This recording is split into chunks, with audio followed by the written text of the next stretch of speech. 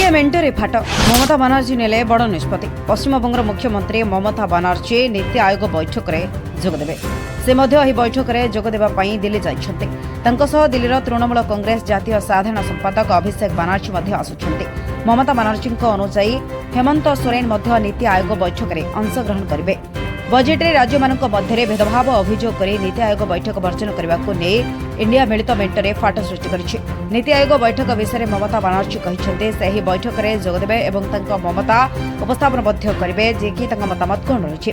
जदि मत प्रति ध्यान दि जाए दिया न जाए तेबे से विरोध करेंगे। पश्चिमबंगर मुख्यमंत्री ममता बानार्जी कहते नीति आयोग बैठक में पश्चिमबंग सम्मुखीन होता राजनीतिक भेदभाव को मु विरोध करी।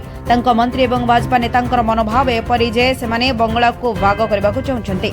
यह व्यतीत से आर्थिक अवरोध लगाइबे से भौगोलिक अवरोध करने को चाहते। विभिन्न नेता झारखंड बिहार और बंगला को भाग करने विभिन्न विवृत्ति देउछन्ति।